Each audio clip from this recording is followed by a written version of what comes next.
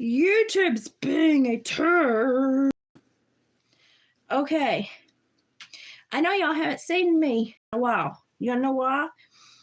Because the Grinchmas thing's been coming up, and I have to rest because I really want to go. But then also I have to craft because I really want to go. And wow, what a bun! That's a bun, y'all. That's a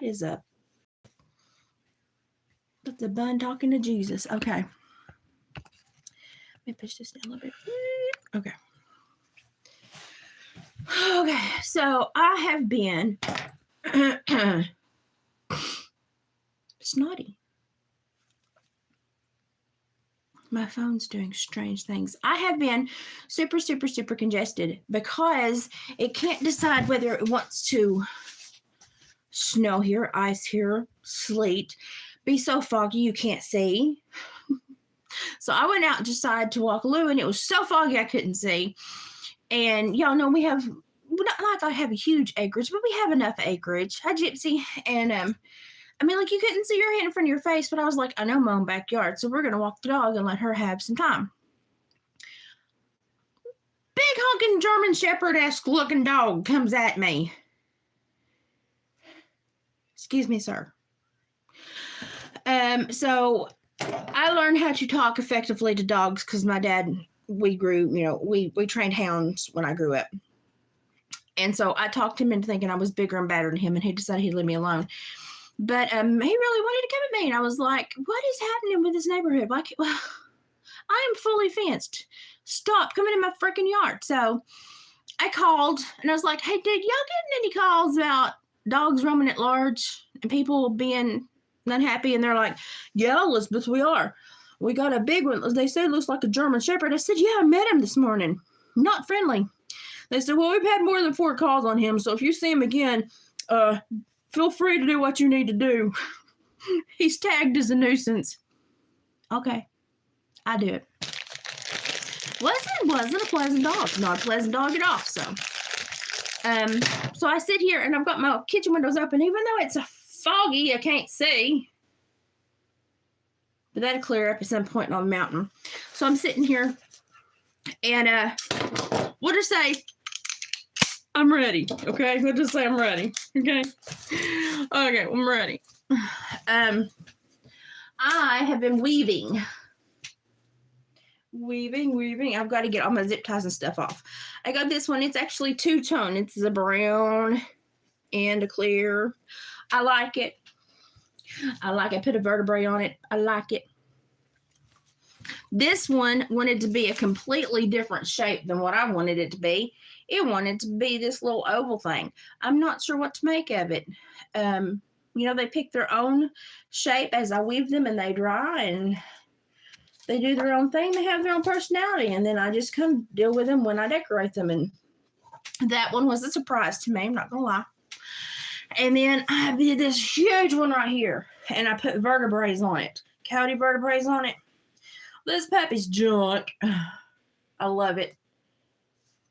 Polyfill on everything is a hazard when you crochet as much as me. But I put coyote vertebrae on it. Look at that sucker. Isn't that pretty? And then I said, let me crochet. I've got this glow-in-the-dark yarn. Of this glow-in-the-dark yarn, but it's a very thin yarn. And I thought, let me go ahead and do a mandala and stretch it and see if it's pretty. Hi, everybody.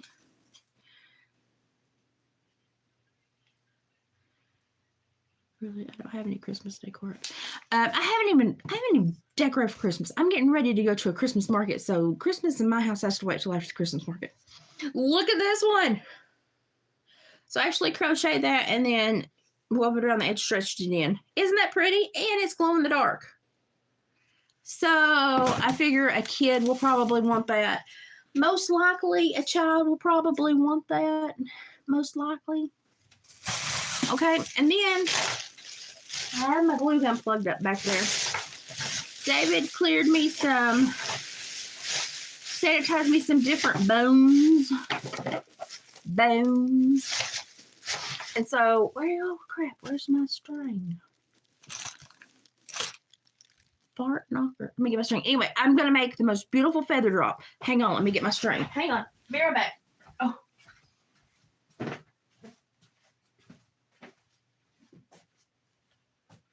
Found it.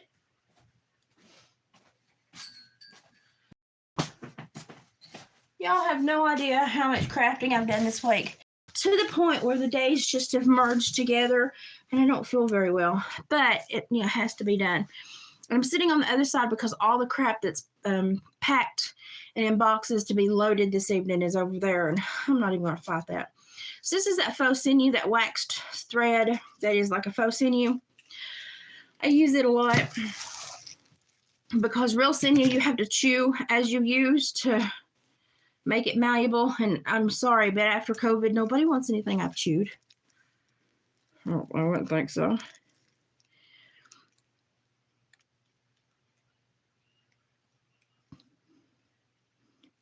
Hello on the chat and in the bushes. Have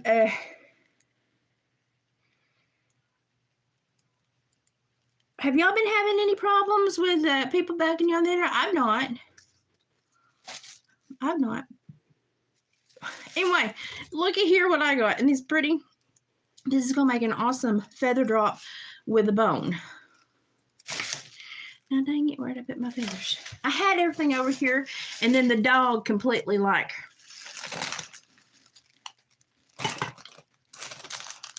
It broke my concentration, okay? The dog didn't help.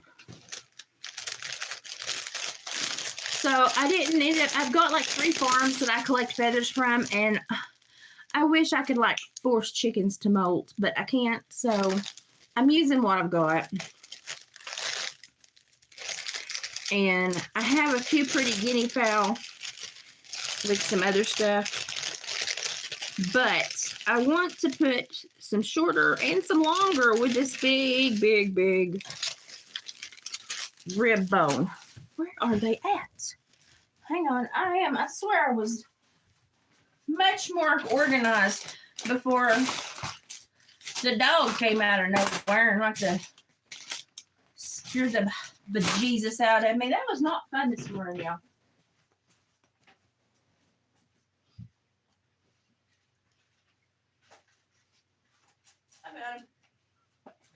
Because, like when you're running the trap line with your husband or something and you're out in the woods, you expect something to come out of the woods, because you're running a trap line and you're like, okay, something can come out the woods. When you're in your own backyard that's fenced, you don't expect crap to come at you. No. And since my other neighbors have moved, it's not like, it's not as bad around here, so I don't have to be like, I don't have to worry about felons.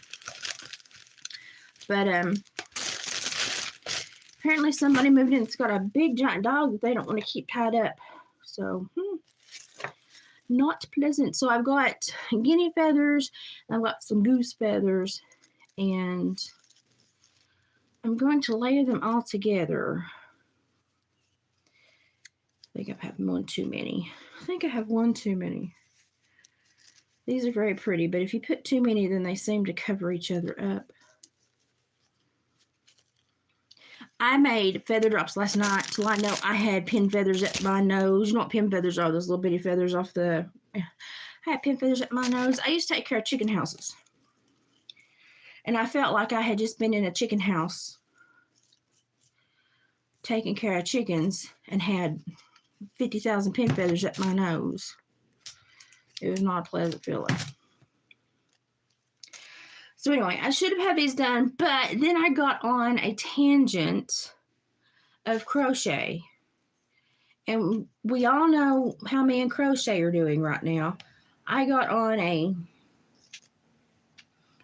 tangent of crochet, and I wanted to do a chubby coyote, which turned out very cute. And then I wanted to do a raccoon because I didn't have a raccoon. Turned out very cute. Did it completely get me off schedule? Holy crap, yes it did. Yeah, Luna stays on a leash with me at all times because until her seizures slow down immensely, we can't spay her. So she's, bless her heart, she's on a long line that I can pull up at any time. But she doesn't really She doesn't like surprises either. So that one came around the house. She was like, run behind the big lady. So I am her safe place. And that dog rounded the corner, and I just kind of looked at it, and I said, get on out of here. You know, the redneck, get on out of here. And it looked at me and went, don't get, you know. And it kind of addled up to me. And I kind of squared up to it, and I started. My dad used to train coon dogs and bird dogs. And so I started, oh, let me redo this. That doesn't look very nice. I started talking to it in very grumpy voice, and it decided it would leave. And what bothered me was it knew exactly where the fence ran. So it's been doing this for a while. And the last week or so has been so cold that our walks have been much shorter. And so I'm like, okay, you've been skirting around. So we're going to put up some cameras in that area and see just what it's doing. And then when we have it on film, take the film up to the popo station and be like, okay, go tell the owner, put it up or lose it. I don't want my dog, because you don't know what your dog, you may have the sweetest dog on planet Earth, but you don't know what your dog's capable when it gets around someone else, because it's not around you. It's not around its normal. And I don't take chances on dogs that weigh over 60 pounds. And they have to get through a number of fences to get to me. And if they take the time to get through my fences, we ain't friends. I'm doing good or not to tie these together. So I'll have to trim up my strings, but I do gathering knots for my feather drops. And so I'm going to do 2 plain, and then I'm going to do one with a lot of white on it.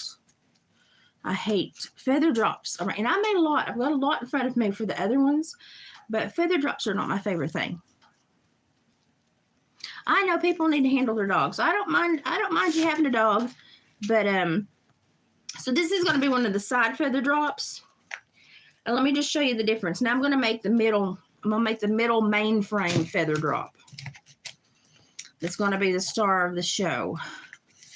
Man, I need more coffee. I need way more coffee than I have consumed so far today. Okay, so I'm going to use, I'm going to use this in this main feather drop. Don't worry, all the bones are sterilized. They're boiled and cleaned and sterilized. I wish people's chickens would molt. Because I'm really tired. I'm really tired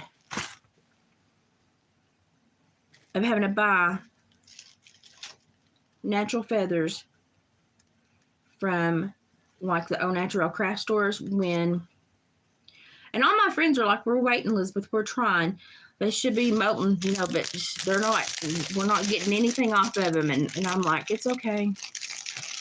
I've got one girl in Chattanooga that I've known since grade school. And she's like, I'm holding as many as I can. And I'm like, it's okay. But come spring, I'll probably get a whole bunch. And we'll be okay. I'm going to use these little fluffies to put on top. I like the little fluffies. And I've got the 2 shorter, like the 6 to 7 inch feathers. And then you see how this has got a natural place to tie. It's going to go right back here. And it's going to be part of the feather drop. Because the natural items you put on a dream catcher are the most helpful items for people that truly need them for issues. Because they're nature. They're natural. They're like your body. They're bones. They vibrate when your bones vibrate. They feel what your body feels. They absorb the same things that your body is absorbing daily in life. And if you've been watching Sabrina, then you know what all that is. So that's why I use a lot of natural items and bones in my dream catchers. And people are like, how could you do that? Well, I'd rather use all of the animal than throw it away. That's kind of rude. But I mean, if you're not of my culture, I understand you probably don't get that. I slit my hands open tying these all the time. Now I have to cut all the strings off, but so that would be like a main dangle. And if you even wanted to go farther, you could make polymer clay beads that would fit around this and put, not with the feathers on it, do it first, fit around it, and then put it in the oven and dry them around it to where they could move. I do not enjoy polymer clay, so I'm not going to do that. Clay is not my thing. I will, though, when I put these on, because these are going to have to be traveling with us to go places for people to look at, I will be putting a little bit of glue on the gathering knots to hold them, because I don't trust them as far as I can spit to stay whenever, because everybody's kids wants to push their hands through my feathers. You have to find nice ways to say, you know, stop that crap.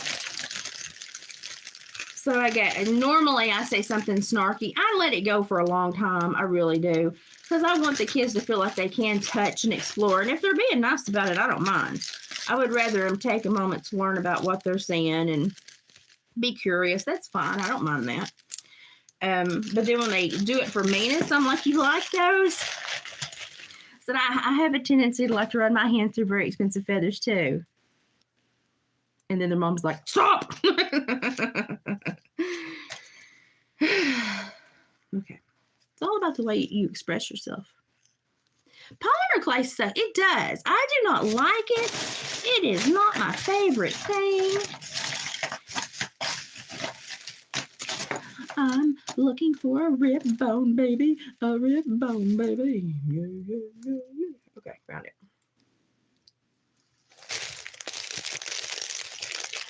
Anyway, I use a lot of au naturel stuff, and a lot of people are put off by it. And to those people, I say, move along. I've never really had anybody get hateful with me, though, because normally when they get hateful with me, I just kind of look at them. In this, are you an idiot kind of look, you know? Because if I don't understand somebody else's culture, I don't dog them for it. I don't know. I don't understand their culture. I can't make an educated guess as to why they do something or why it's necessary or why they believe it, or I have to go and educate myself. And I certainly not going to say nothing there and make myself look like an idiot. I don't like to make myself look like an idiot. Although, buddy, I have met some people on the internet this week that really like to make themselves look like an idiot. One in particular. But I just, I don't jump on people like that. But I will go home and study. And then if it's like, something I really don't agree with, then you have to find a nice way to talk about it, if you choose to. Sometimes I don't even choose to, because I'm like, well, I do my thing, they do their thing, whatever. But sometimes you have to come up with very tactful ways to deal with tactless people. And sometimes you can't. So sometimes you can't. If y'all want to know why my hands look so bad, it's because all these flipping gathering knots I make every day with this cut into my fingers because this twine is tough. And I have to tie them so tight. And it cuts into my fingers. And you can tell, it's hard to tell, like I cut my big one right there the other day. Occupational hazard.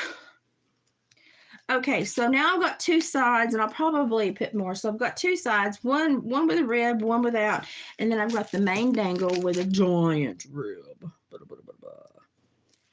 This one is going to go on. Let go. This one is going to go on this one that wanted to be the strangest shape ever. I have never worn so many dream catchers that have wanted to be so many different shapes. And these had to be I had to sit stuff on them by the wood stove to dry them out really fast. And I've never in my life had so many things want to be so many different shapes. But you know, whatever. I just make them. They become what they want to become. I just make them.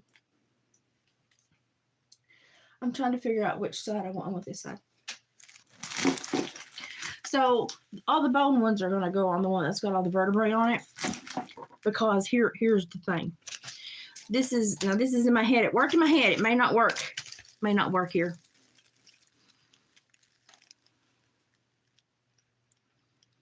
Oh, well, if your chickens molt and they molt a lot, if you can put it in a Ziploc bag with a little bit of salt, because the salt will kill any little like beetles or anything in there.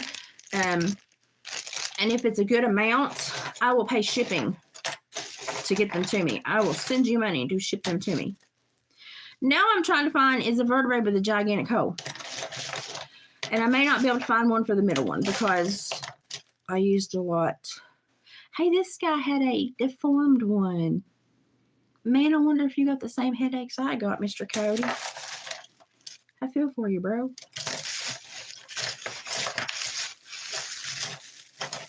So I used some of the bigger ones in the weaving itself. But I wanted to put one over the middle, but it doesn't necessarily have to be the middle. But the two on the side, I definitely want one over. Okay, we're going to do the two on the side. God, look how pretty that one is. It's an earring. David Bowie would wear it. I do actually make rib earrings, but they're like normally raccoon or fox, so they're about half that big. I've been thinking about taking these, and I've made a couple of necklaces like that, and you drill into them and make it, yeah, it's pretty. And then you can hang stuff from it. But I'm not like, jewelry's not my thing. I mean, I enjoy making it, but it's not my thing. Okay, so the big one's not going to have a vertebrae cap. I'm okay with that. I'll make peace with it. I'll pout later because that's what I've been thinking of all day and night. But it's okay. Now, can I do this without making a ginormous mess? Probably not. I'm trying to be forceful, but bones and force don't normally go together. Okay, go in here. I know you want to. Live in there. Yes, go in there. Yes, no. Ha ha ha. Get in there. I know you want to. Ha ha ha. So it has a vertebrae cap on it because this is a, oh no. This is a vertebrae dream catcher.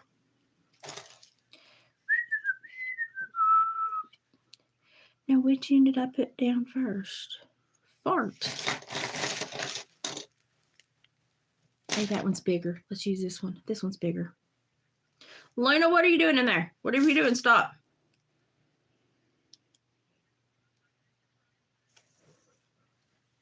I think she's playing. She makes grunny noises. Ha ha! Ta-da!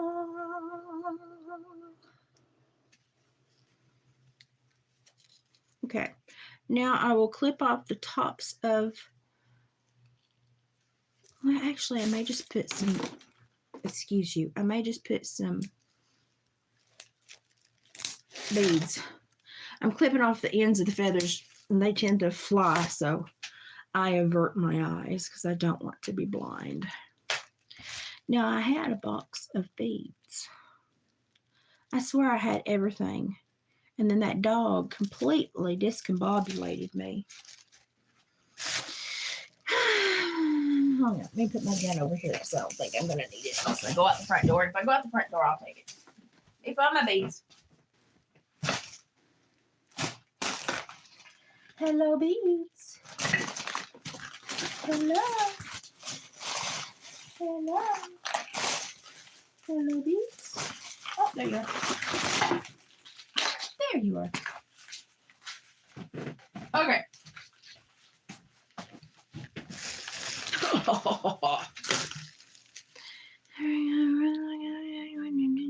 I'll take any kind of bird. Any kind of bird feathers. And just not birds of prey. They're illegal. You can't do that.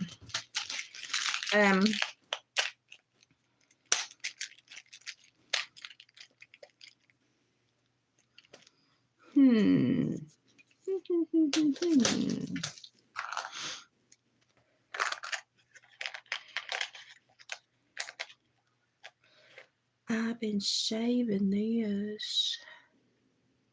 Isn't it pretty? People do tend to like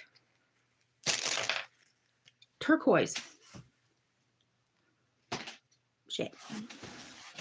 So here we go with the turquoise. I love to weave dream catchers. I do. I really love to weave them. Decorating them. Sometimes I feel very inspired and I enjoy it. And then sometimes I do not. I don't enjoy it.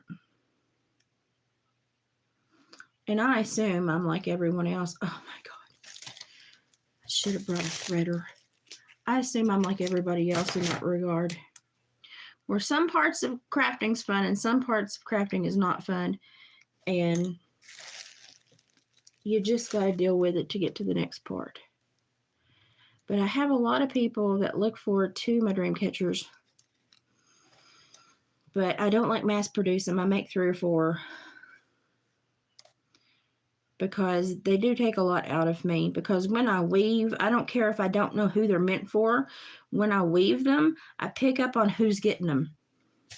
I pick up on who's getting them, and I pick up on their problems. And I pick up on their struggles. And it's not fun. And I don't enjoy it. Now, if they have contacted me for a personal one, and I'm like, cool beans, then I anticipate picking up on all that. But when I'm just randomly doing one, and they know who they're going to. They do. And then, I'm feeling something that I don't know what. And then I get to wherever I'm going to put them up for sale, and you see the people just gravitate. I mean, you can tell it's like a latch, and they go straight for it. And I'm like, oh, bless her heart. Because I have done walked in her shoes for a little while. And it's not been fun. But that's who obviously needed it. So it is a little bit of a daunting task sometimes to do these.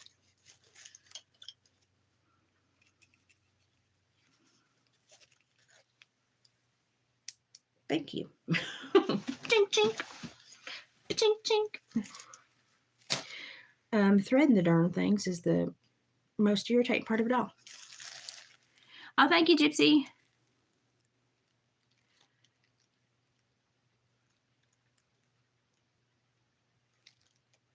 Yeah. I have told some people no when they've asked me to weave. And from my time in my old days when I was an officer, I knew a lot about a lot of people, and I knew some people's inclinations, and some people would contact me and want when I'd be like, sorry, I'm not weaving right now. And it was because I knew probably what I would pick up on and deal with when I was weaving, and I didn't want to deal with it. I deal with enough still from my job that's left over. Didn't want to deal with it. Man, I wish I could find my little threader. That would make this a whole lot easier. And if y'all are with me and y'all still remember that I was mourning Curtis, I still haven't been able to replace Curtis. I can't find anyone that does bone beads like Curtis and he is dead set on not coming out of retirement, which I don't blame him. He's 90, almost 93 now. But man, is he hard to replace. That man was talented. And I mean, I know he needs to rest, but man, when you find somebody that's that talented, you just can't replace them. You absolutely can't replace him. Curtis is, and he's just an icon to me. I still have literally like 2 or 3 beads, and some people that have done some held for review. Oh, he's gonna be nasty to me today.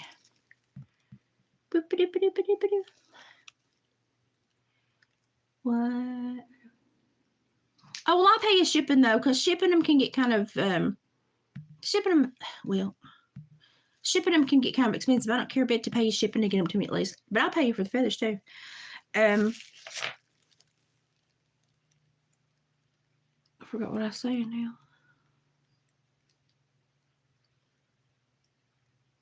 Oh, I should have found my threader. This is gonna drive me nuts. I had to use a different string so that the different colors would stand out. It's not my favorite. I prefer the one that's a lighter sinew color. And oh my goodness gracious. Throw that one on. Sometimes it's anger management, just trying to get everything beaded. And I don't use a whole lot of beads, just enough to accent. Because normally I want the natural items, the bones and the stuff like that to be the big selling point there, you know. And all it does is balance out the rib and the feathers.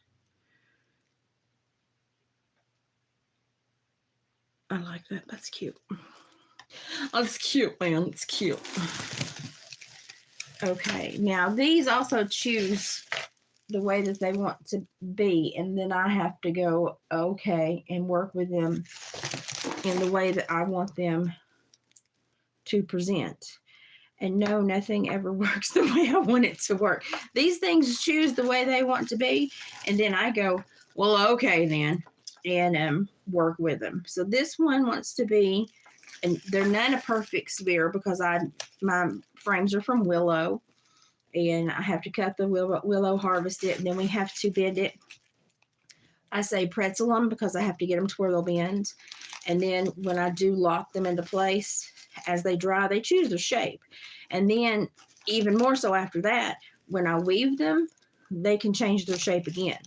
So I never quite know what shape they're going to be. But I mean, it's neat. Yes, I do several knots. Hear Luna snoring? Luna's snoring. She's snoring. That dog snores more than any dog I have ever had. She gets to stay with a friend this weekend that's just about a mile up the road, and is, I mean, super great with animals. So she'll be absolutely fine. But I've done warn them that she snores like an old man. They laughed. They won't be laughing by the end of the weekend, not at all. Yeah, you need to learn an old trade. And more than learning an old trade, learn like a life skill, like sewing or something like that. I have a feeling that our world is fixing to get much more limiting, to where we're not going to be able to express ourselves without even more so ticking people off, because, you know, anytime you express yourself, you can't express yourself without hurting someone else, which is a bunch of bull crap. But it's getting there to where they want us all to be cardboard cutouts. I don't roll that way.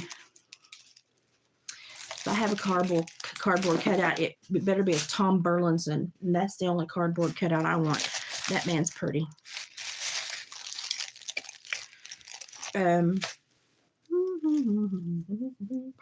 Okay, we're going to put that one in the middle because it chose to have the vertebrae. But I think they're trying to push us. You know, the big thing was to be unique, and now uniqueness is everyone's unique, so no one's unique. And they've been pushing this for a long time to where, you know, they control the uniqueness. The uniqueness is what is socially approved via the government and society, which the government, you know, then controls. And so there is really no authentic people left very much, unless you get to the really hateful people that just don't care. And pretty soon they'll have punishments for that, and those people won't exist. And I don't understand why people are so freaking concerned about others. Now what we're fixing to do, since we have those three on, because it's first, we're fixing to do a lot of feather. I can talk. We're fixing to do a lot of leather dangles. We're going to do some ribbon dangles. And then I'm going to do some natural stone. I may do, my back hurts. I may do some more bone dangles. I have some skulls. We may do some skulls. I'm definitely going to be putting some fur on this one. But this is going to be one of my more, what happened here? One of my more au naturel ones. Would you stop? So I veer, for these Christmas things, I veer a little far away from the completely au naturel for some ribbons and stuff like that, because that's what people want. But I also don't glue them on, so if people get them home and they want to take them off, they can. Probably one of my most meaningful sales was 3 years ago, and I felt like crap that year. I'm not going to lie. That was one of my worst body years that I actually tried to go to this event. And I met a woman who had on a toboggan, and I had gone to the bathroom, and I was right behind her, and she had took her toboggan off against her rubber head, and she had this huge scar. And I said, "Oh my goodness, honey, what happened to you?" And she said, "I had brain surgery." Well, that worked out really well, didn't it? She said, "I had brain surgery a couple months ago." She said, "This is my first outing." And she said, "I'm trying to enjoy myself, but I'm still having quite a bit of pain." And I kid you not, I had made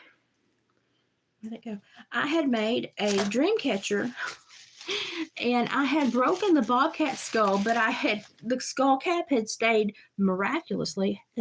intact. And I said, "I have something for you."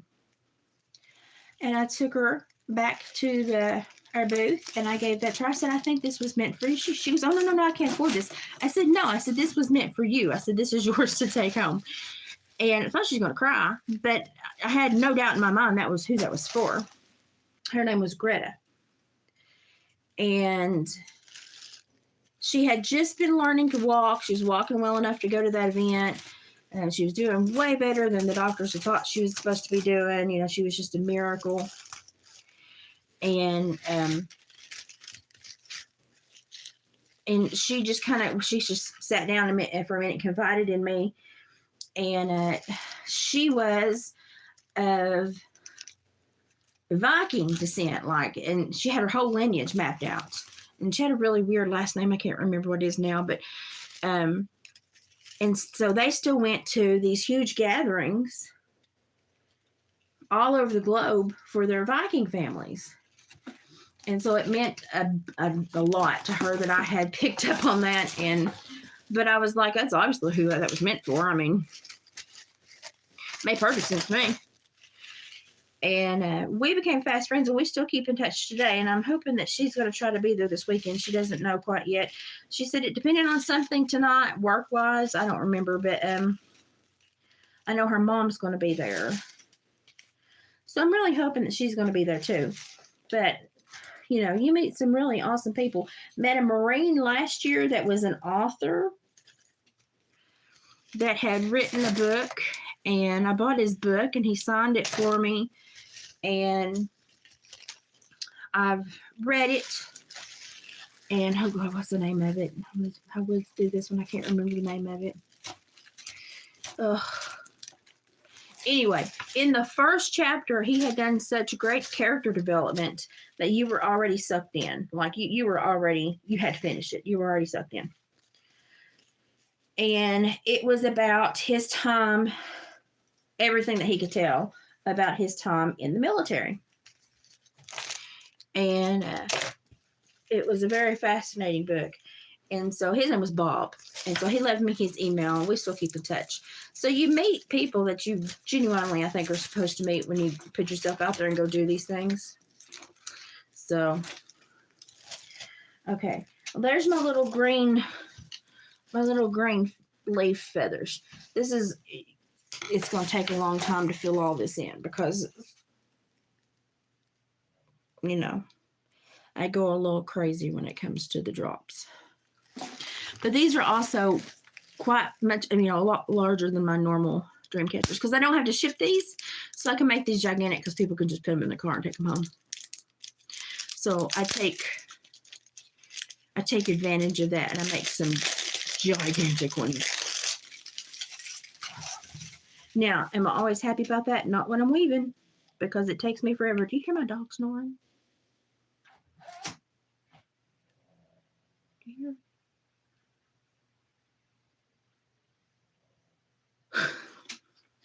She sounds like an old man.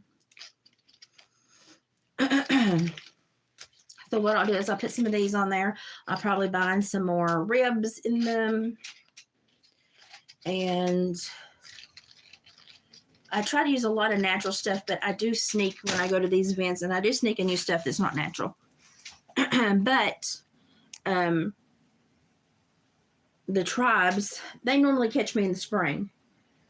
So I don't really have to worry about them going, it is not natural, and because they normally buy from me in the spring. So this is mostly just for the people that are exploring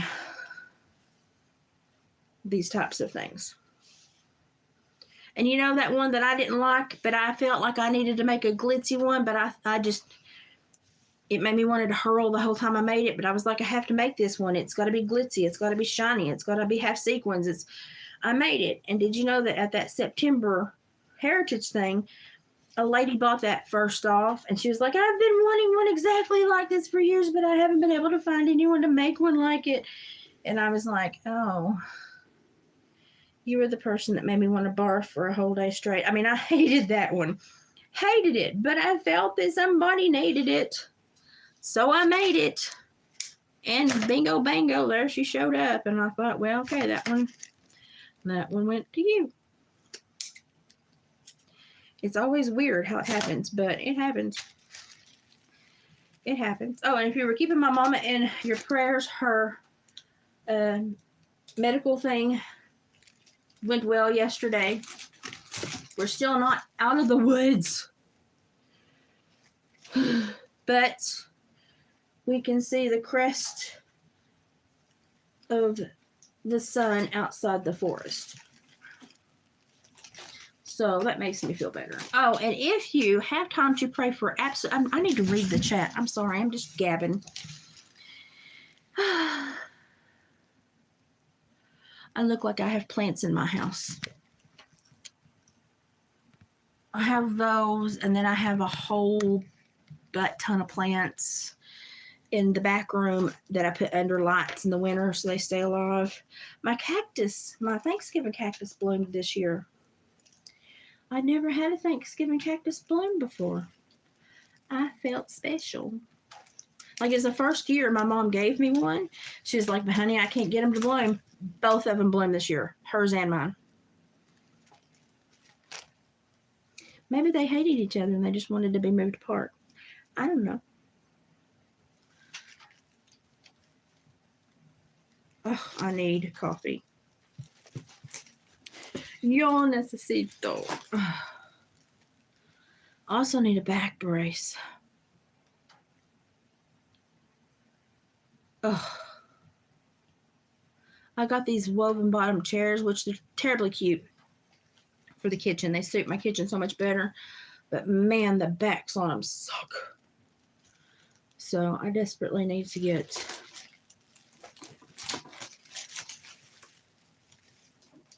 I don't know, a back cushion. I've got Santa Claus hat covers on them right now. Have I done any other decorating? No. I've been busy. Although I do want to put a trip this year just to see if Luna tries to kill it. Honestly, that's the whole reason I want to put it up, just to see if she'll try to kill it, because you just never know what that dog is going to go after. You're just kind of like, that's your target today? Okay.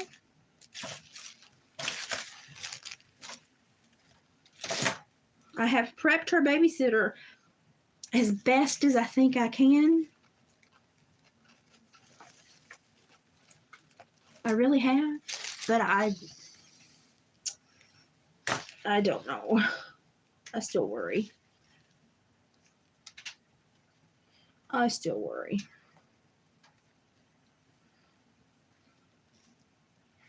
I'm trying to do these to where I do, wait. Yes. Trying to do these to where I don't have to do any of the weird braids or the weird beading. If I hang them up and I'll look at them for a while and I think they need something else, then I'll add it. But I'm just trying to get the drops and stuff on and get them hung up and just look at them and go, what else do you need? And then if I think they need something else, I'll add something else. But I'm only going to have today and in the morning to look at them, and then we leave. Of course, I can take my little box of stuff with me, and if I see something, I forgot edges, but if I see something that bothers me, then I can add to it tomorrow. But my hope tomorrow is to be able to sit down and crochet unencumbered, because people mill through, but they mill through at such a rate that I think David can take care of it, so that I can get some Christmas crochet done. Because I have a blanket that I want to make. And listen, if I don't get to start on it, it ain't gonna happen. It ain't. So we need to get it going. Okay, we need to add more over here. I think we're going to need one more feather drop. Dad burned it, Elvis. Okay. That's okay. We'll do another feather drop. Find another rib. Find another rib. Find another feather. Actually, I have some feather drops made right here. I did sit and make some last night. Even though I don't enjoy it, I did make some. I didn't say I don't enjoy it. It's just not my favorite part. It's not my favorite part of dream catchers, the feather drops. It's just not. Oh, that's too long. It's just not my favorite part. My favorite part is the weave. And I've taken to doing some crochet inside the weaves, and I really enjoy that. But if you get something that I've crocheted, like the one that I showed you just a minute ago, that thing took me 2.5 hours to crochet, because you have to crochet it from really small thread, and then you have to very delicately stretch it to make it fit your frame. And you're praying the whole time going, please don't snap, please don't snap, please don't snap, please don't snap. And listen, when I get all these feather drops on here, where's my scissors? When I get all these feather drops on here and I'm happy with everything, what I'll do is lay it in the floor, and then I'll go through and I will put touches of glue in places where I'm afraid someone will handle it roughly, stress it out, something like that. So I will end up adding safeties so that nothing will come off. Hello, that's not what I needed. So that is what I do. But the weaving process is really the fun process. It's also long, but you kind of get into a good little zen place when you're weaving. You chipped your spinal cord.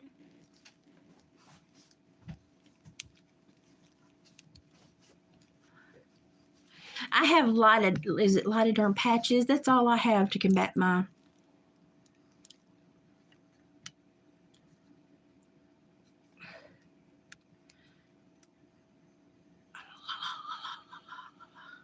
I have lighted arm patches, and that's all I use against my disorder. And sometimes I look like a mummy where I stick them all over my legs when my legs are all screwed up. But that's all I got. That's what I use. And people are all the time like, that's all? Yeah, because I'm not putting poison in my body. People, my distrust for doctors runs so deep. So deep. Now then. Thank you. Couldn't find the ones I had cut already. Let's see if this will finish this up. But these have started so many conversations. And it's lovely the conversations they start, because you wouldn't think that it would start a conversation that would then double back and talk about God. But they always do. And so I probably had more lovely conversations about God with someone that has purchased a dream catcher. And I'm still not done. I'm still not done. I've got so much more to put on there. And I'm going to leave this really long, and then I'll just angle it when I cut it. But I'm probably going to do some super long feather drops. And when I load these, what I'll have to do is I will have to load these. I will put these inside Ziploc bags, like half of them and half of them, and then flip them up onto here, and then I'll load them so that they can't tangle.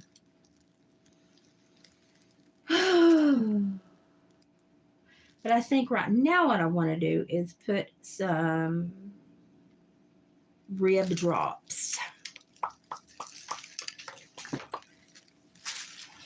I think. I do also have more feather drops. Now listen, we ain't knocking crap now. Okay. Yeah, I think I want to add some longer feathers.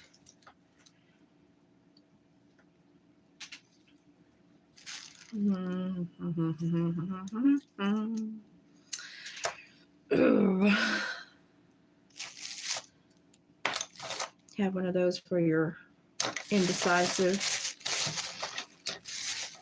because I have a lot of bones here, but like I don't have an endless amount of bones. Like y'all are like, oh, David traps. Yeah, but he only traps 2 to 3 farms, and he does not do eradication trapping. He does just number control trapping, mostly nest predator control trapping. And so it's not like he goes out and wants to take every animal off the property. That's no. And so it's, we only get certain numbers a year. So I have to be very careful what I use everything for, because it's not, I don't have like an endless supply of these things. Now I could go online and buy from other trappers, and sometimes if I get in the middle of something and I need to finish it, I will, but I don't like to do that. I like to use the stuff that we harvest, because I know it was harvested ethically. So I don't, unless I know the other trapper, I'm very hard pressed to buy from someone else. So I don't have an endless supply, And the only other way I pick bones is if, like, farmers have what they call death piles. So if they have an old cow die or a bull break its leg and die, they'll put them in a big pile and normally in a sinkhole. And, you know, they died natural, nothing bad happened. They just died. And sometimes I will go and rummage. I know that probably sounds horrible to some of y'all, but it's a great way to find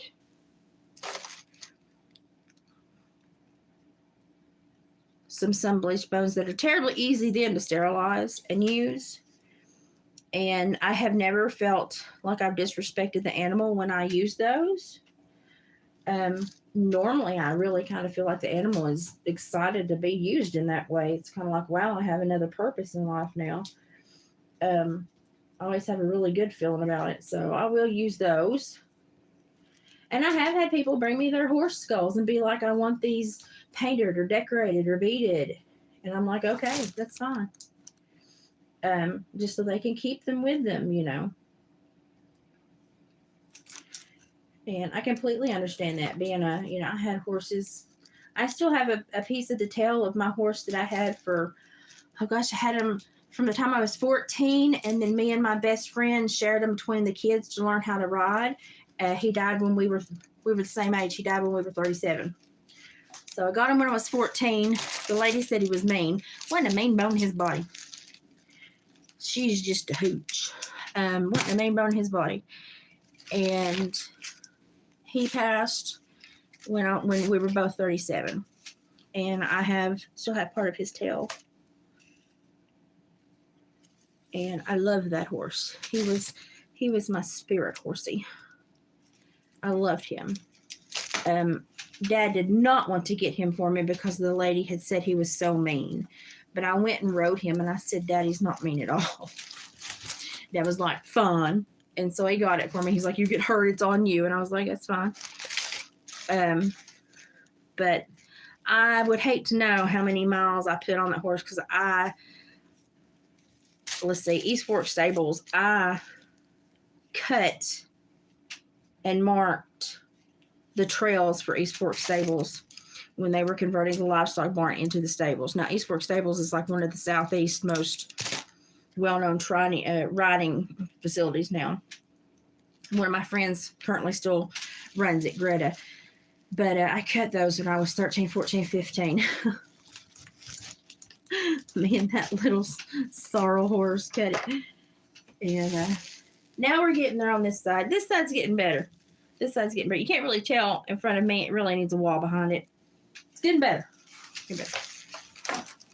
But, we'd be out there, and every once in a while, you get trailed by something. You didn't know what it was.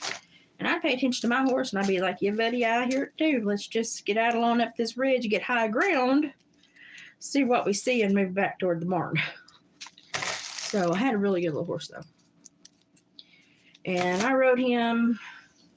Well, and then when I went to college, I sold him to her for $400, saddling on just so he would be where I knew where he was.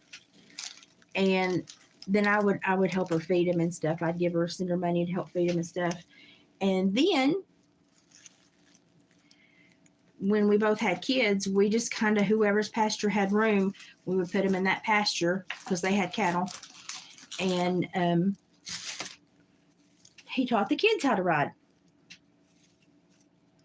And we loved him. He was the best little horse.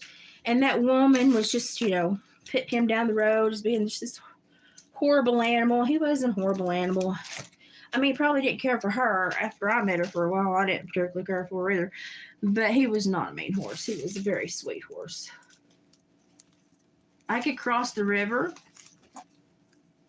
and tell him to follow me, and he would follow me, parallel me on the other side of the river till I could find good footing for him to cross. Because, you don't want your horse to cross and hit a sandbar and break its leg. Oh, crap, I need one more piece of that. Fart.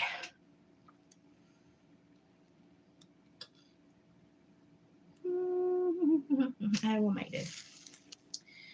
But I was lucky. I had a lot of really awesome horses because my dad was a blacksmith. So when they said this is a problem horse or this is a horse we can't deal with, he would be like, I'll take it to Liz.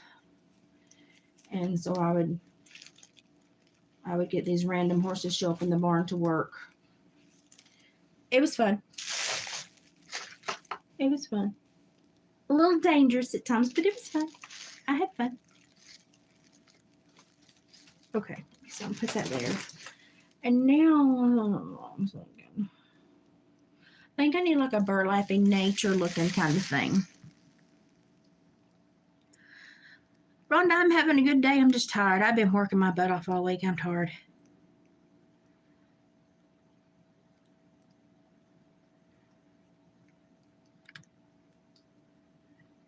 Really?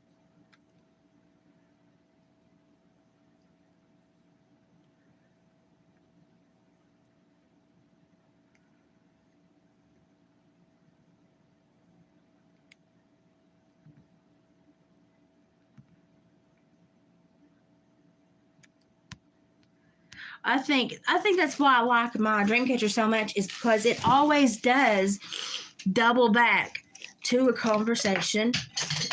Just jump off the table. It always does. Oh, I found more. Hey, it always does double back to a conversation about religion, spirituality, and then it always doubles back to Jesus. And people don't understand how you can be, native and understand the native beliefs, and still believe in Jesus. And I'm like, the native people were very smart. Very smart. They did not necessarily call anything a specific thing. They just called it an overall thing. And so you kind of get to make your own assumptions in many ways with a lot of the native lore. And I think that they felt the power and acknowledged the power, but they didn't quite know what to call it. And I need to do that again. It left the door open. And a lot of native people, they transitioned to Christianity very easily once they sat and really started talking and learning about the religion.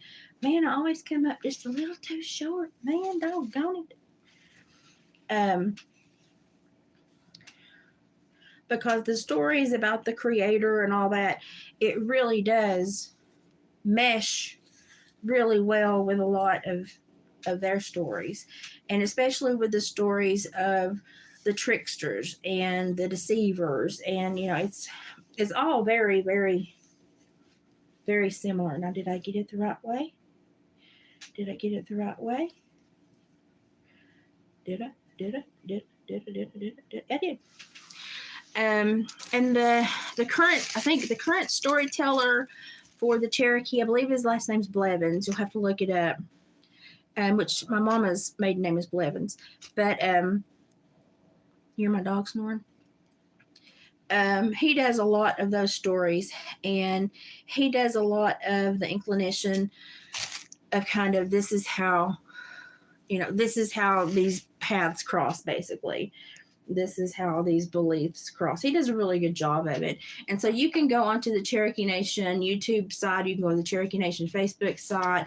You can go on their website, and you can look up the storyteller. And I believe, unless they've redone it since I've paid attention, I believe the storyteller of the tribe was, his name was Blevins, because it was my mom's maiden name.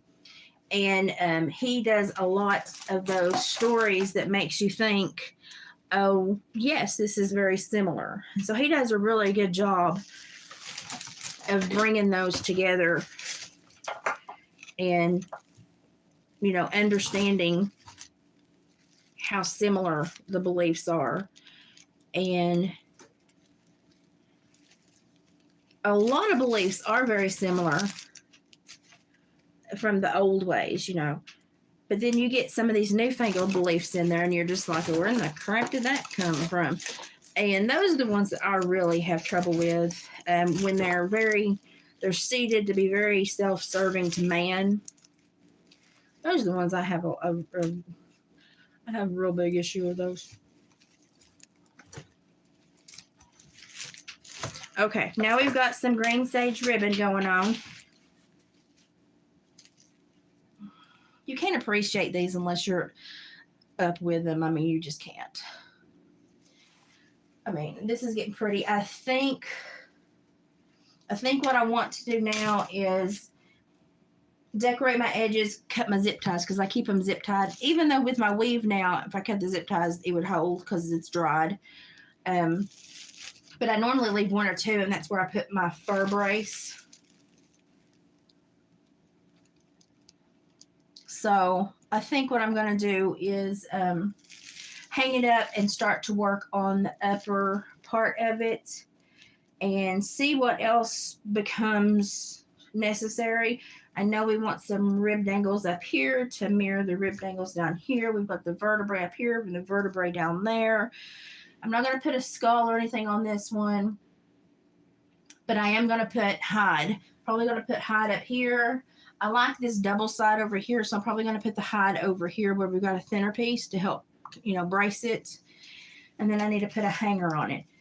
But then I also need to, put a bait and a spider. I put these on, and I did that just because I wanted to make it a vertebrae themed kind of thing. I'm going to cut on my strings. But I need to put what we call a spider on there and a bait. So I need a dangle and I need a spider.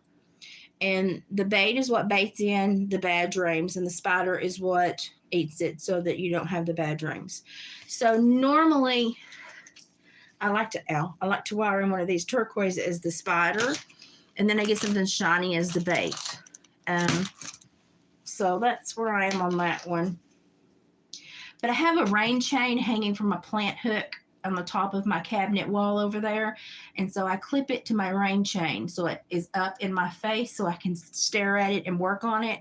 And it's right at my size.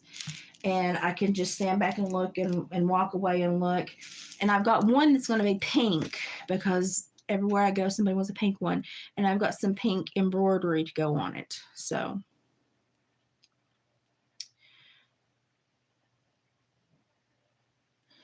they love the hematite, the turquoise.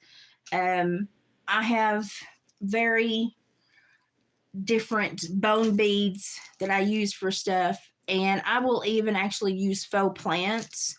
Like I use these faux, I don't know what they call, string of pearls or duck. I don't know. They look like duckweed out of a pond, to be quite honest to me. But oh, I've got them all. Anyways, I use those a lot to add some dangles sometimes and some extra nature. And I can only get away with that with the ones that are at these like events that, where it's not going to be the tribes coming to buy. In the springtime, if you'll notice, when I make the first ones that go with David in April, they're all natural. And that's because the tribes find him there and they're like, what has Liz made this winter? And so I have to make all of those natural. So, but I really do like this one. It's a hoss, and I've got a lot of work to do on it, but I'm going to have to hang it up and do it. But I really do like it so far. I went with guinea and duck and then some chicken crown feathers. And it's because I have just a few pheasant feathers that I'm reserving for another one. So that's what I'm dealing with. But I need my little sewing snip so I can cut all these little. But I tell you what, this weaving is a labor of love. It's not anything. And then if you want to crochet one, that takes about 4 times as long. It's amazing. I'm gonna have to sweep my entire kitchen. It's amazing how long just doing a mandala crochet in a fine yarn or thread takes. So, but I'm going to hang this up. I'm going to look at it for a while. I'm going to determine what it wants, what it needs. I know that the spider will go up here and the dangle will go here. I think I still have some prisms. I don't know if I'm going to put a prism on it or not. This is kind of more natural. I don't know. I'm going to look at it for a while. I have to look at it for a while. It has to talk to me. And between now and then, I'm going to try to find one that I can do a little bit more girly, because every time we go to this one, there is someone that wants a girly pink sequin one, and those are the ones that kind of makes me cringe to make, but I make them. I make about 2 a year, and but I do have selenite. So we'll put some selenite on there and get some fur on this one and get it going. I have a bunch of lapis and what else do I have? I have lapis, I have amethyst, I have sodalite, I have cinnabar. Let me tell you what, if you buy cinnabar, you better be prepared for change in your world, and you better be careful. There's your warning. After I bought a cinnabar bracelet, my entire life changed. I mean, it wasn't necessarily bad for me, but just things set in motion that I couldn't control, and I was along for the ride, but it was a doozy. So if you buy cinnabar, there's your warning.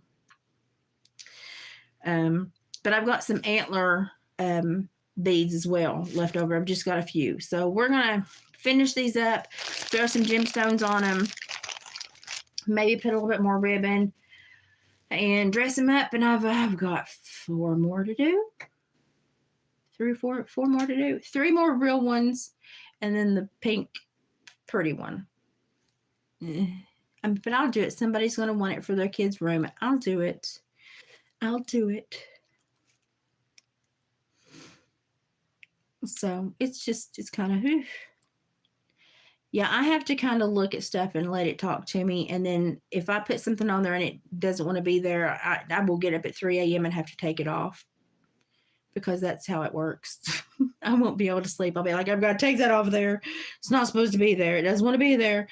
And it will bother me until I get up and remove it. And David cracks up about that, but that's how serious my weaving is sometimes. And I fall in love with these things, but I know they're being made for somebody.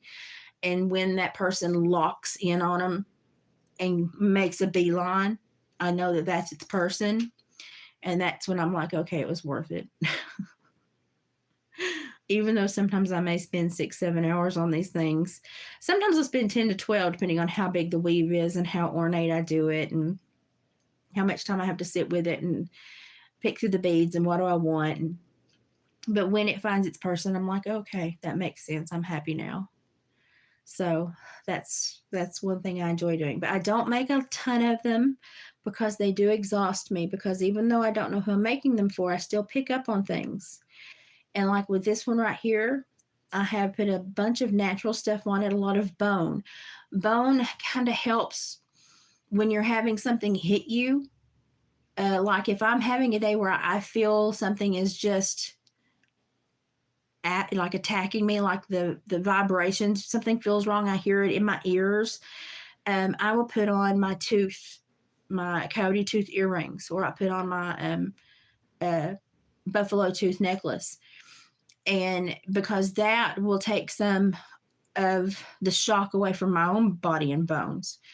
And so this one, I think whoever's going to get this one is probably someone who is dealing with some kind of sickness or some kind of sensitivity, because I have felt tired and very jet lagged the entire time I've made this one. I don't know if you can't tell by the way I look. I have felt very tired and jet lagged the entire time I've made this one.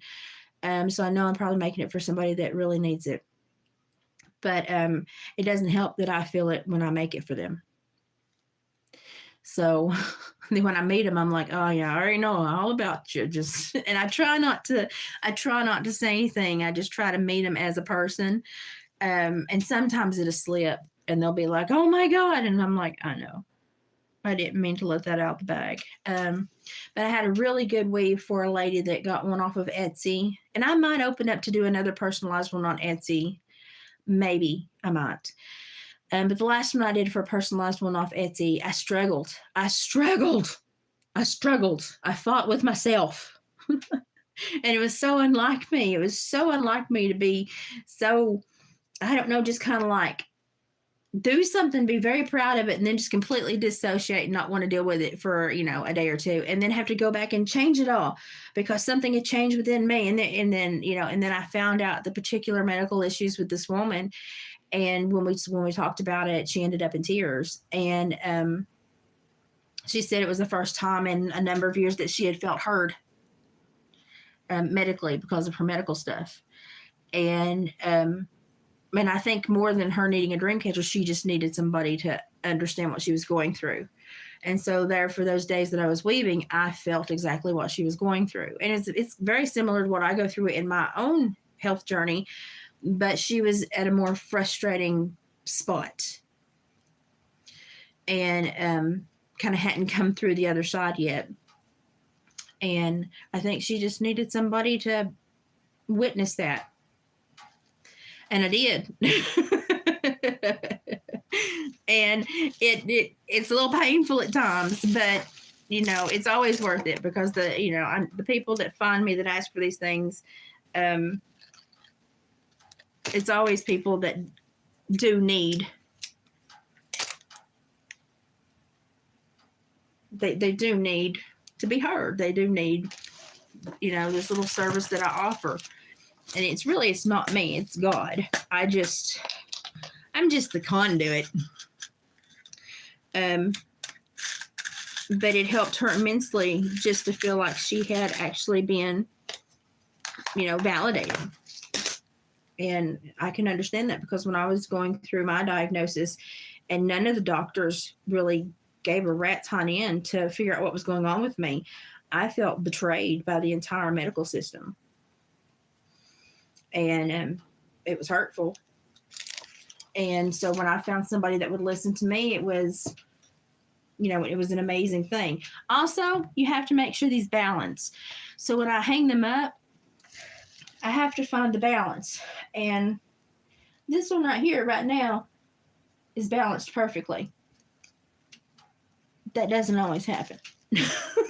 So this one is very happy to be made because he's already balanced perfectly and going, I'm working with you, lady. So I'll take it as this one's very happy to be on his way to his home. Some of them don't always, they fight me a little bit when it comes to the balancing component. But it's nice to be able to help people and sometimes people just need someone to listen to what they're going through. And I was there too with my disorder when the doctors were not really helping. And it's just helpful to have somebody listen and then to have a representation of someone that spent time like tuning into you and listening and hearing your story and turning it into something that you can display. It helps. It helps. It helps everyone in different ways, but it helps. So that's why I enjoy doing this. And it's not a woo-woo, weird stuff. When I'm doing these things, I'm not chanting or singing. I'm just praying to God that whatever He puts in my heart to make is going to be something that's going to touch them and help them. So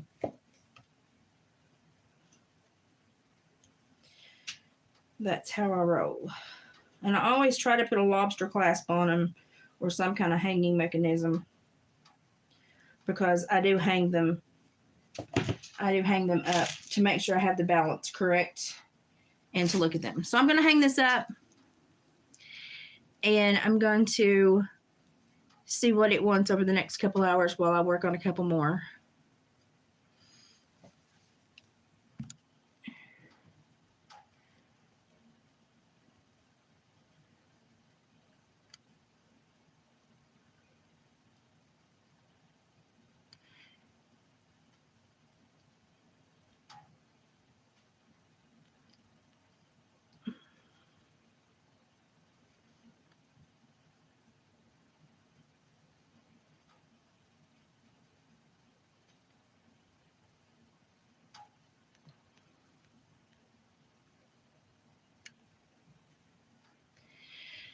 Did I miss Booma?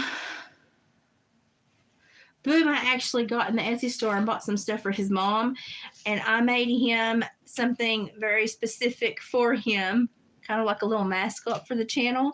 And I hope when he gets it that he enjoys it and he shares it with y'all because it's very cute. It's very cute.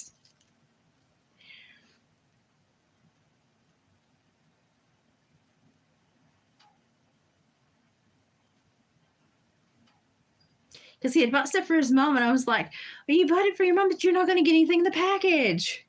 So I thought, no, but he's got to get something in the package too. So I sat down and made him something in the package. And it was like, made it on a whim, but it was so easy to come up with and so cute. And I was like, yeah, this has got to go to Booma. So it'll be fun. The Family Feud thing the other night was amazing. I've been so busy and out of pocket with everything going on. It's been hard for me to stay caught up. But after this weekend, things will slow down. So that'd be helpful.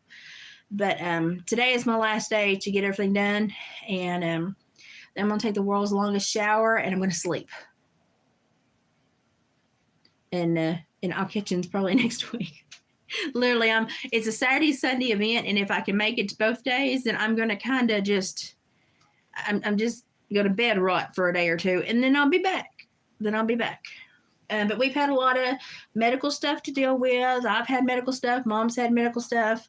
A lot of appointments. A lot of fluff this month that we had not anticipated, and it has changed our structure that we intended to have for December.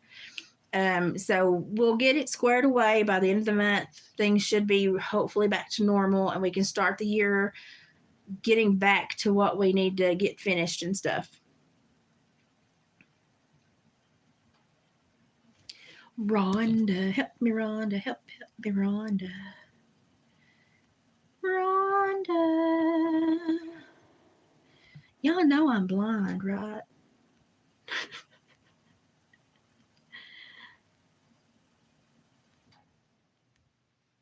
Rhonda, where are you?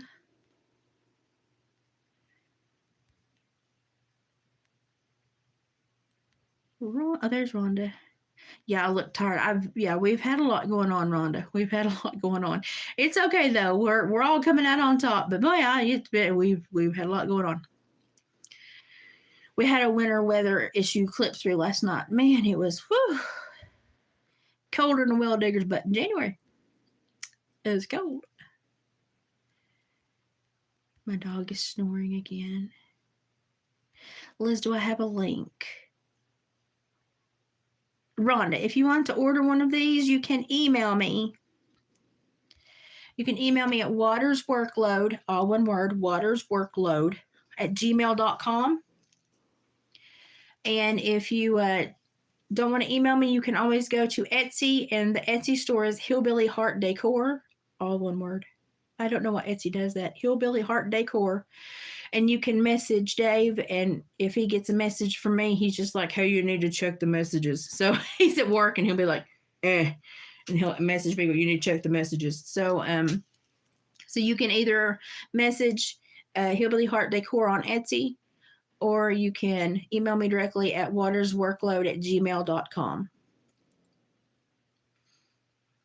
Chelsea, you want to give me some feathers? Just email me or message me on Etsy, and I'll get with you. And I'll pay you for the shipping and stuff for them, because it's shipping is outrageous. The USPS is milking us all like we're a six-titted cow. I never know what's going to come out of my mouth. Sometimes I should probably edit. Sorry. But yeah, I don't want you just sending me and going in the hole. I'd rather pay for them, because I'm going to be using them in a way that I will make some money. So I'd rather pay you to, at least cover the shipping, if nothing else. I know. I never know what's going to come out of my mouth. It's a problem, but it's an entertaining problem. So I'm okay. You just got to enjoy certain parts of life. I'm hoping next week, when I feel better and all the market boxes evacuate my house and get put back in storage, And I can put my Christmas tree up and we can see if Luna's going to climb the Christmas tree. I hope to God not. We're working on things. We're working on it with her. She's getting better. But I want to put the Christmas tree up because I've got wrapped presents and I've got them like up on high spots throughout the house. And I'm like, I would like to put them under the tree. And then if I need to put the gate around the tree, I will. But my house is beginning to get on my nerves because it's in market prep mode and I can't take it. Ooh, I hear sirens. They're coming to take me away. Oh. Do y'all hear that? He's on my, well, not my road, but the road before my road. Oh, and he stopped. He's close. I don't know of any old neighbors that are having problems.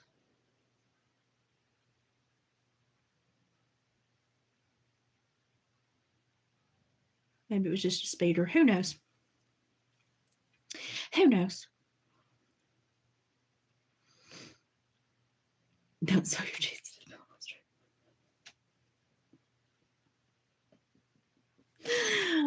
It's okay. I have a whole bag of Coyote and Bobcat teeth. I am working on a Bobcat on cleaning and sanitizing an entire Bobcat, which has been me cooking him over an open fire in a big pot in the backyard every day I can be out there. Takes several days. Then you have to get them out and you have to boil them through that. And then you have to sterilize and do a 3-part sterilization. And then you have to clean them and dry them. But I'm going to be using a lot of those very small Bobcat bones for some very tiny jewelry.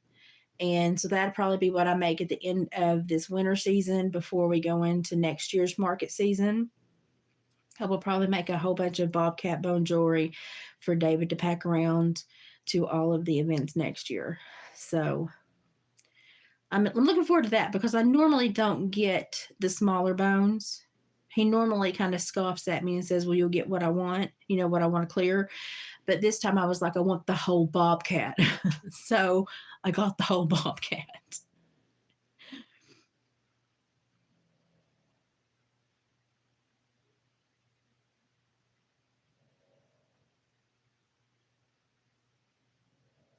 Do you hear my dog snoring?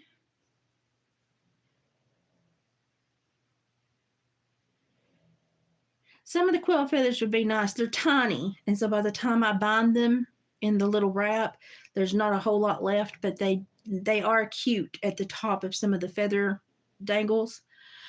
They just don't amount to much. Oh, but they do make cute earrings. So, that's a possibility. They do make cute earrings. So I may talk to her about that. We've spoken about stuff like that before. It's just that normally when she shows up and visits, it's kind of an impromptu thing, and we never plan that great. And we need to plan better. But normally it's like, I miss you. I want to see you soon. And then, hey, I'm leaving. And I'm like, okay. So we don't really plan that great. Somebody put these in my Walmart order the other day, and they were not mine. And they are very sour, but they're actually quite good. So when I need to pick me up, these wake me up, and I ate a couple. And they are very tart. Very. Show you what I'm working on. I found this puppy in the field, farmer's field, a few weeks ago when I was hog hunting with David. I act like I was an active participant. I was sitting in the vehicle. I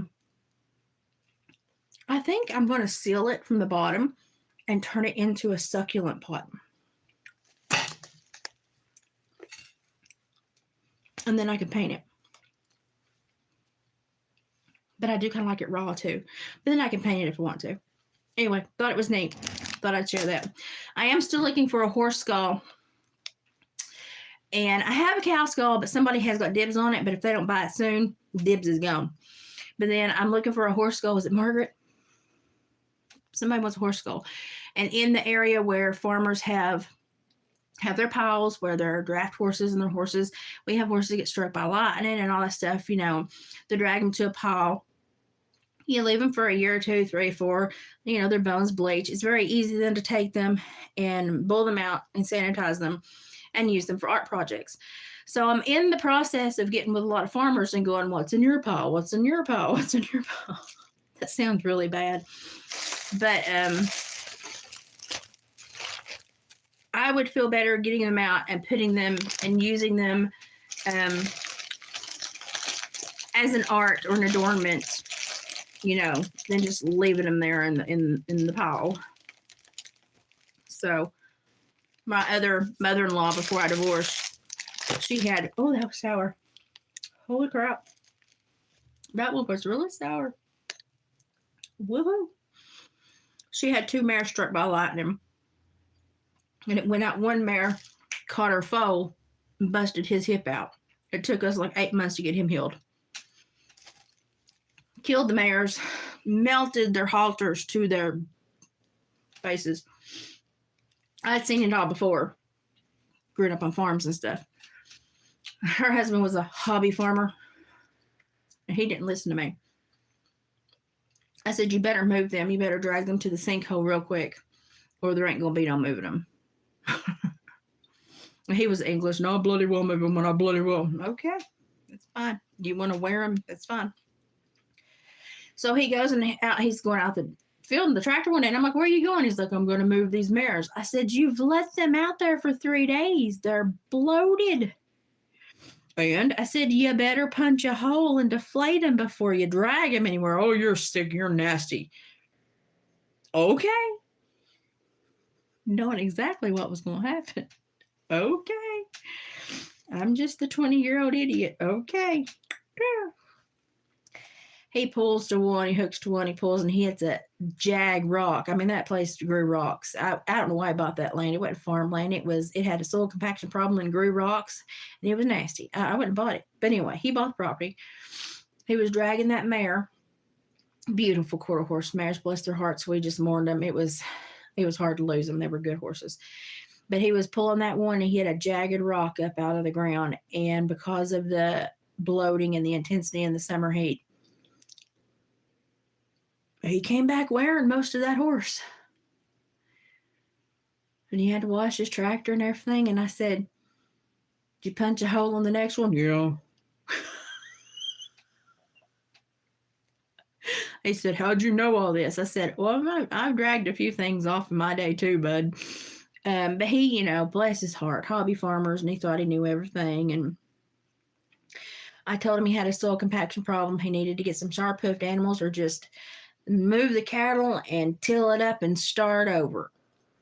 And he was like, well, that's stupid. I was like, fine. So he paid several $100s for a guy to come out and do a soil profile.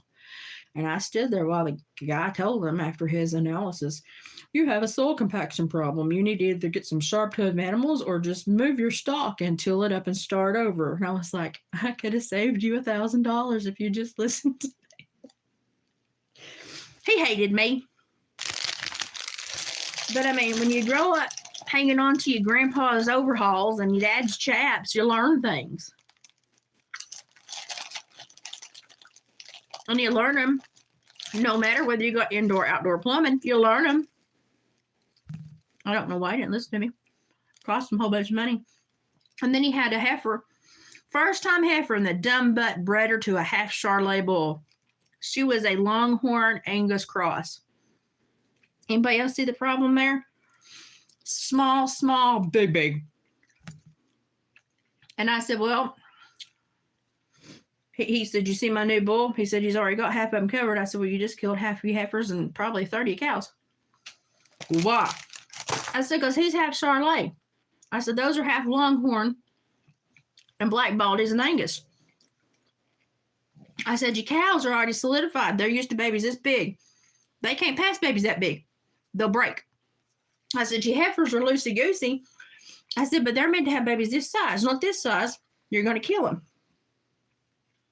We had to pull probably 70% of his calves that year.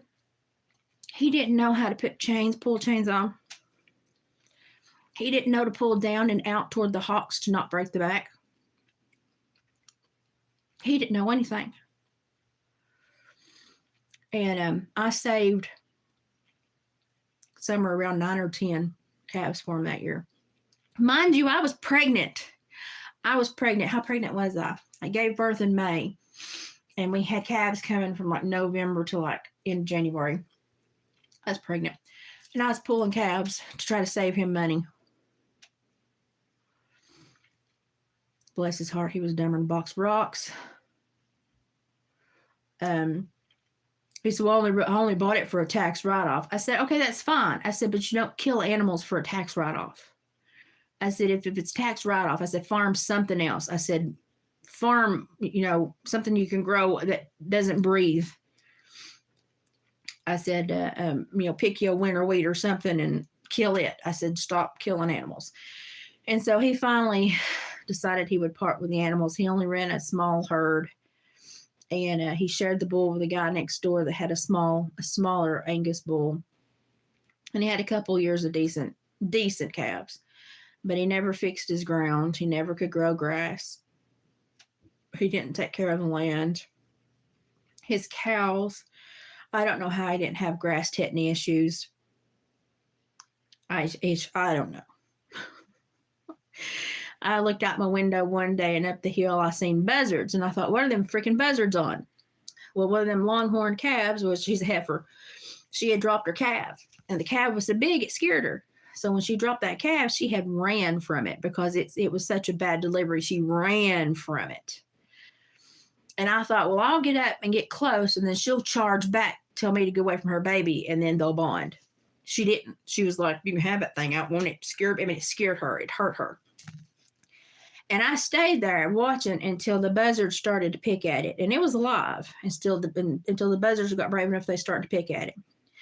And I went and shooed the buzzards off, and I slung it up over my shoulder, and I packed it to my house, and I warmed it up, dried it off.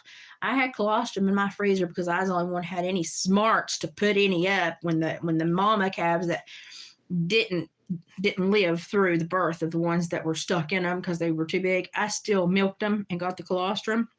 He thought I was crazy milking a dead cow. Hey, I needed the colostrum. She don't care. She don't need any more. I need it. So I had colostrum in the freezer, heated it up, gave the baby colostrum, got him going, and that longhorn heifer cross, she was crazy. She went crazy after that. He had to take her to sale. She was lethal. She was mean. And he had to raise that baby, and it was a little bull calf. And he said, what am I supposed to do with it? I said, well, you're supposed to put it up, feed it good. I said, it's going to put fat on pretty good because it's got a half Charolais daddy because you're stupid enough to breed her to a Charolais bull. And I said, he'll get big real quick and you can slaughter him and make you some money. And he said, can I not keep him? And I said, why would you want to? He's got Charolais in him and he'll still be too big for your other cows. Why would you want to? And so he kept him and fed him, and then he got attached to him. And I just looked at him one day and I said, you do not need to be a farmer. But we named him Money because all he did was put money into that poor little bull calf. But that was the longest. That was my whole first marriage. I was down there and I was surrounded by idiots. And I was like, how did I end up here? Stupidity. It was my own stupidity. That's what happened.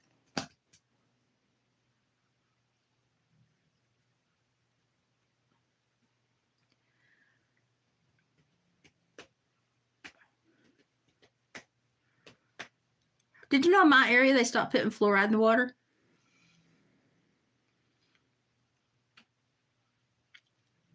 I thought that was yay.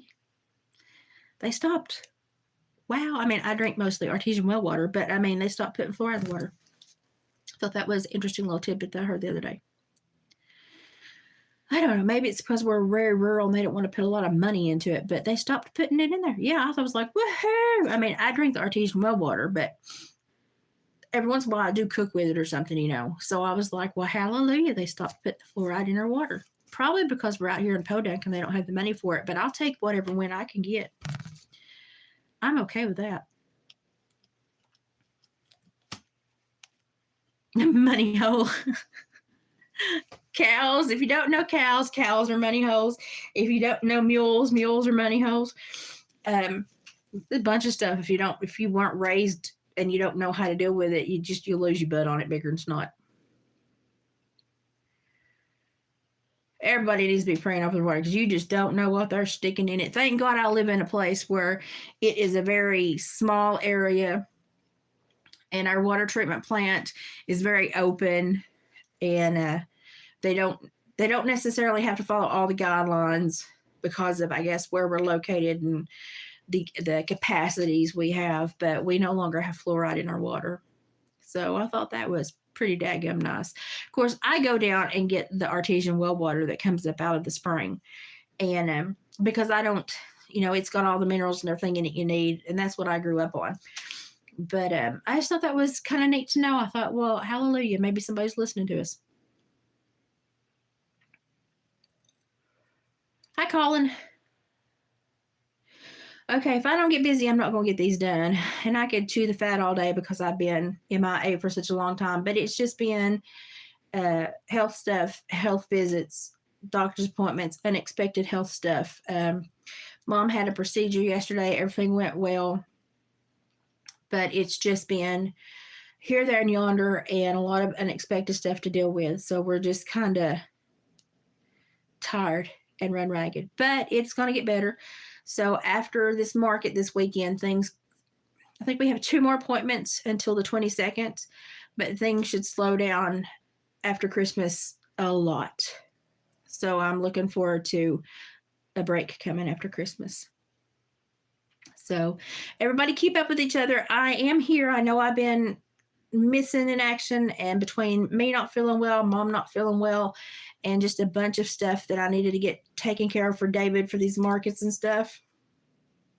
It's been difficult, and I've had to spend a lot more time focused on my health too, so I can keep going. And the migraines have been bad lately, but I've been having to take a lot of time just to make sure that I'm not overstressing so that I don't put myself in a worse position. I'm doing pretty good, holding my own. But after December, things should slow down quite a bit. After this weekend, I should feel a whole lot better anyway, just because the stress of the markets will slow down. So maybe we can do some decorating, say howdy, see if Luna attacks the tree, have some fun chit chats and all that stuff. That would be nice so I could get back on here and get back to a routine with you, because I do miss y'all. So, but I've got to make all the rest of these bone and feather nagels and get all these put together and stare at them, let them talk to me and see what else they want. And then after that, I'm taking a nap because I got to leave at like the butt crack of dawn in the morning. And it's a 2-day event, and I really want to go. Don't worry, I have a buddy heater. I really want to go, and I really need the energy of seeing people and talking to people and smiling to people, and I need that. So I want to go. Don't worry, I made my own little ear covers and gloves. I'm good. And but I need that. I need that interaction. So if I am able to get up and get around, I'll show you a little bit snippets of what's going on. I'll probably steal David's phone and do it because David's phone's newer than my phone. And then once we get back and things calm down, we'll get back to normal. So I know I miss y'all. It's good to see you too. I miss you a bunch. If I'm not here, I am thinking of you. I miss you. And things will get back to normal very, very, very soon. I promise. They don't sell that here, Colin, because in the United States, they think we're all horrible people.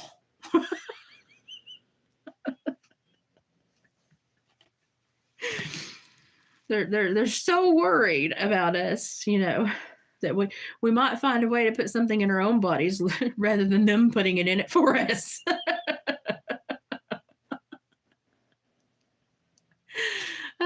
Although the Red Bull that does help sometimes. I've learned that Dr. Pepper and My Doll, even though I don't have a uterus anymore, Dr. Pepper and My Doll normally helps my migraines more than anything. Oh no, maybe since I don't have a uterus, the My Doll all goes to the head. I don't know, but it works for some reason. So that's my go-to when I have one of these bad migraines. But normally I just have to sleep them off or vomit them off. That sounds horrible. And I've had some really bad ones here lately from stress. Just worried about Mom and stuff. But, it all came out in the wash. It'll all come out in the wash. I do try to catch Booma when I can. My world's been busy.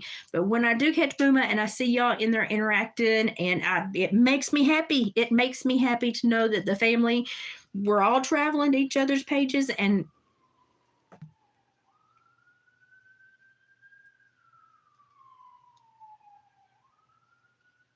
there must be something going on up yonder.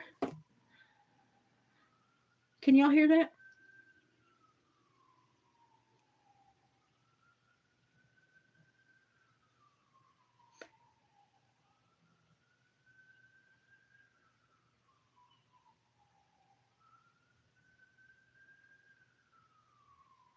Do y'all hear that?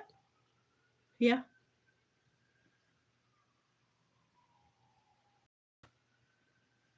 It sounds like they're going to Farmer Smith's. Okay, well, I might be nosy and drive up the road and see what's going on because he is getting up in years. But I do enjoy seeing over there. I like Booma. Booma's kind of like, he'll talk about everything, let you talk about everything, puts it all on the table. And that's good. Communication, that's great. I love it. So I really enjoy Booma. He's just got a really good personality, really good turn to him. And he's been really good for Sabrina because there are no stipulations for their friendship. Stipulations and friendships are not necessary. So I really think that she's found a good place to be.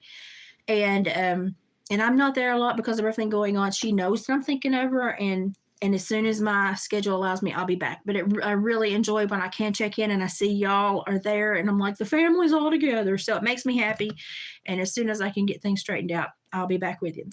So everybody, try to have a good weekend. Go find something to do this weekend that's fun, that makes you smile. It is the start of the Christmas season. Do something that makes you feel special. We're losing that ability as human beings. Go find something that makes you feel special, that makes you take in the energy, the time of year, the energy, the weather even, and just kind of sit in it and be part of it. And it's healthy for you. It's really good for you. And I plan to do that this weekend. And I will share what I can. I'll steal David's phone and I'll share what I can. I may take my iPad. We'll see. Okay. But if you wanna talk to me about buying one of these, just email me, watersworkload@gmail.com, or message me on David's Etsy, which is Hillbilly Heart Decor. Just send a message, and when it says Dreamcatcher, he'll be like, Liz, check the Etsy thing, and I'll check it. So I don't care to make them. I've got about 4 dried hoops right now, where I've got 1 completely dried and 3 that are almost about 2/3 way dried. So I've got a few that I can make. So if you're interested in that, just contact me through there. And I try to make them about the size of a dinner plate when I mail them, because the mailing can be atrocious, but we'll do what we can and make them as big as we can.